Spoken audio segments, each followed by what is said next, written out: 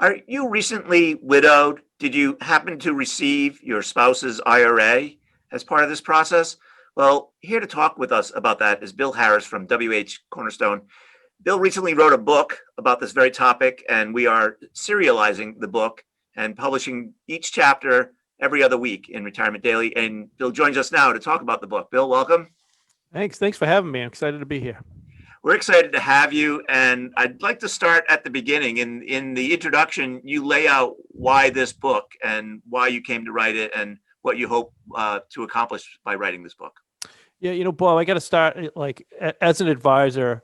When you're faced with the situation, I think one of the toughest things, toughest messages you ever have to deliver to someone is not good news. And so when a widow comes to us, they want to know two things: am I going to be okay? And where's the money going to come from? And it's not a pleasant situation when you have to tell someone that, like, hey, you might have to keep working or whatever the case may be. You're not in good shape. And so that's like a personal mission of why I wanted to do it.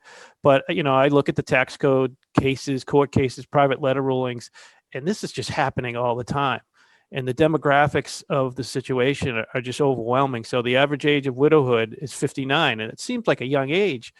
But you take that and then you look at the 70 million baby boomers we have. Like, this is happening all the time, and it's something that should be a pretty simple transaction, but it's getting messed up all the time. And for the older generations used to get the defined benefit plan where they got 80% of their pay forever. Well, these next generations are on the defined contribution plans, and the IRAs, 401ks, all that. It's a big asset, and you can't afford to make a mistake. And so that's why I'm writing about it. And I've talked to a lot of advisors, and a lot of people said to me, like, wow, I didn't know you could do that with that. So there's a lot of great information in there. And again, we're on a mission to help people with this. It should be a simple transaction, but we want to make sure people are getting it right. Right. So in your introduction, there's lots of things to cover, one of which is something you described as the widow whirl. What's that? The widow whirl. So I was getting my MBA at Suffolk University, and it was a portfolio management class. And one of the I'll call it the case study we worked on was something called the widow whirl. And the widow whirl was basically a widow, and she had two kids that each had very different needs. And the idea of the case study was to develop portfolios for each one of those people for their respective needs. And it was like a lightning bolt to me. It opened my eyes to financial planning. Like, I was just like, and soon afterwards, I quit my job and started the firm. I mean, that case study kind of changed. Like, I started to realize, like, the planning side of things, and it really inspired me to start this career. Right. So, when I think about this issue, I guess two things come to mind. One is if a widow has a financial advisor in place already, that's great. But oftentimes that may not be the case, right? That a widow may not have had a relationship with the husband's financial advisor, or maybe they didn't have a financial advisor at all. So in some cases, they're starting from scratch when they come to talk with you about these assets that they've now inherited. Yeah, we see the starting from scratch issue. I hear the stats quite often that when one of the spouses die, the advisors are getting replaced by whoever. We're not seeing that. What we're typically seeing traditional marriages is the husband dies, and statistically that's just a fact. The male will die soon, and he was usually managing the money. He was the financial planner, and now the wife inherits this. And that's what we're seeing. I'm sure other advisors see other things, but that's what we see most of the time. They would do it yourselfers, and now it's just an overwhelming situation. Right. And I know there's so many issues that widows have to deal with. There might be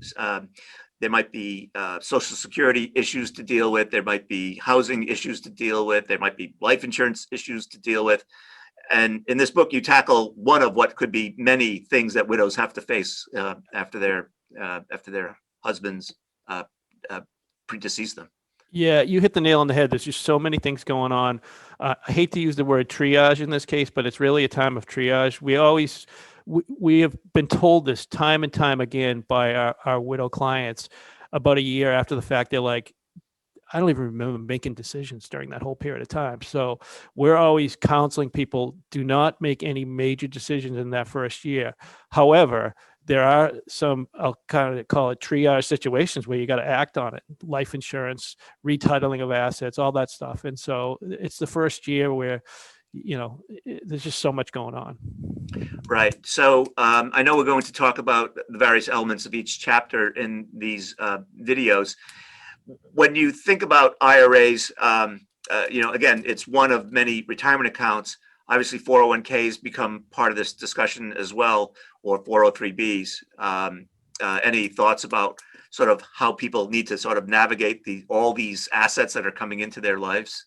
Yeah, they're pretty similar, Bob. But one of the things, with a defined, I'm going to say a qualified retirement plan like a 401k, there's a saying, the law of the plan is the law of the land. So each 401k could have different rules. So we kind of boiled it down to the IRA just to keep it on the simpler side. So again, but they're basically going to be the same issues that you want to be careful of. And again, I just want to stress early on, naming beneficiaries is such a huge thing, and we talk a lot about it in the industry, but sometimes they slip through the crack. We just had someone come into our office just a couple days ago. They had their spouse had died. They had the spouse had a simple IRA, and a custodian had been taken over by another custodian, and the new custodian, I don't know if they lost the old beneficiary forms or whatever the case may be. They're gone. They're nowhere to be seen. And now this case is going to be thrown into the estate instead of passing directly to the spouses as it should have. So it's just something we stress all the time. I know years ago, I think it was Duracell, when, change your clocks, change your batteries, and the fire alarms that time of year. We always say, change your clock, change your batteries, check your beneficiaries, because that can just, it's a contract, and it can just, solve a lot of problems pretty easily. Right. Anything else in the introduction that we haven't touched upon that you'd like to make mention of before we wrap up? No, I think that's pretty good. I mean, the demographics are just overwhelming, and we're just going to see more and more of it. Yeah. All right, Bill, thanks for chatting with us. We appreciate it, and we look forward to chatting with you about all the chapters in the book. Great. Thanks for having me.